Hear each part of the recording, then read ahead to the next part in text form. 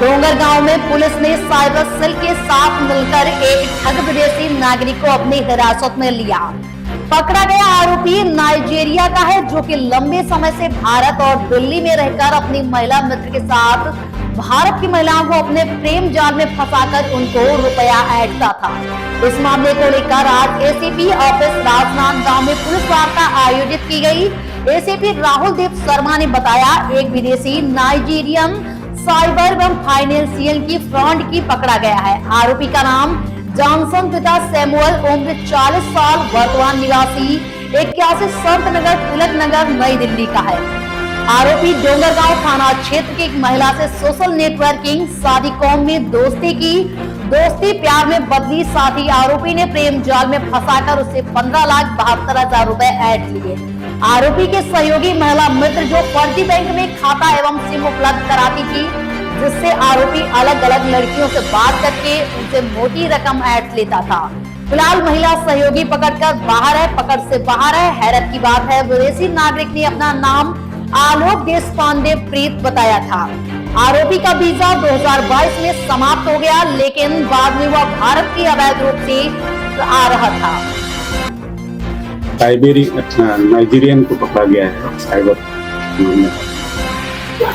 डोंगरगांव थाना क्षेत्र का मामला है। 29 जुलाई को वहाँ एक पीड़िता थाने में आके शिकायत दर्ज कराई कि एक व्यक्ति ने उससे करीब ऑनलाइन फ्रॉड के रूप में 15,72,000 रुपये की रकम ठग ली है और उसने बताया कि शादी.com के माध्यम से एक यूके के व्यक्ति से उसका परिचय हुआ और वो इंडिया आ रहा था और उस दौरान उसकी जो बड़ी विदेशी मुद्रा थी वो एयरपोर्ट में फंस गई है और उसको छुड़वाने के एवज में वो महिला से मदद लेते गया और करीब 15,72,000 रुपये रकम ठग लिया। टेक्निकल जानकारी संबंध में एकत्रित की गई और उसके आधार पे साइबर थाना प्रभारी और डोंगरगांव थाना प्रभारी की एक संयुक्त टीम बनाई गई और इसको दिल्ली भेजा गया।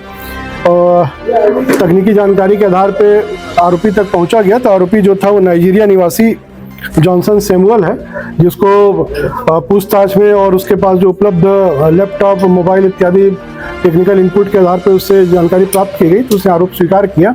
और जब उसके अन्य चीज़ों को भी उसका अध्ययन किया गया तो वो इस प्रकार कई महिलाओं से वो इस प्रकार से फ्रॉड के संबंध में प्रयास करता था। कुछ महिलाओं को फ्रॉड का शिकार बनाया भी है।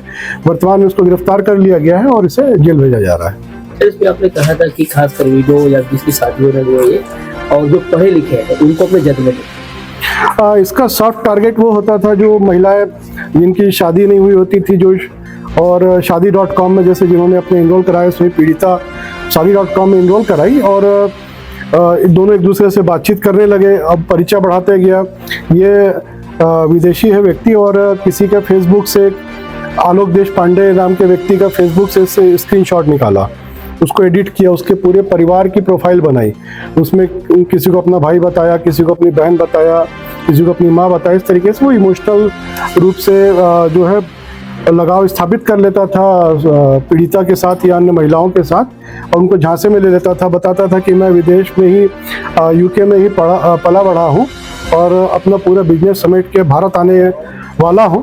तो अचानक एक दिन बोलता है कि मेरी जो करीब इस मैटर में बताया कि 85,000 मेरा पाउंड जो है वो पकड़ा गया है कस्टम में और कस्टम में मेरे को ड्यूटी पटाना पड़ेगा इस रुपए में कन्वर्ट करने के लिए इस पाउंड को। तो इस तरीके से उसने फ्रॉड का शिकार बनाया। इसी तरीके से अलग अलग तरीके से वो महिलाओं को झांसे में लेता था।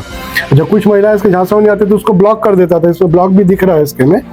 तो लगातार ये महिलाओं से संपर्क करता था, जो फंस जाती थी महिलाएं उसके झांसे में आ जाती थी, उनसे रकम वसूल लेता था, फिर ब्लॉक कर देता था। मेरा प्रश्न ये था कि पढ़े लिखे महिलाओं को निश्चित रूप से ये जो नाइजीरियन है ये इससे वही व्यक्ति बात कर सकता है जो अंग्रेजी भाषा का जानकार होगा। तो पढ़ी लिखी महिलाएं भी इस प्रकार के फ्रॉड में आ जा रही हैं। ये थोड़ा सा सोचनीय विषय है। आपके माध्यम से हम अपील करते हैं कि कभी भी किसी अनजान व्यक्ति से सोशल मीडिया जैसे प्लेटफॉर्म पे तो बिल्कुल भी सोच समझ के लोगों से परिचय बनाएं और सोच समझ से लोगों पर विश्वास करें। पैसे का लेन देन बिल्कुल भी ना करें।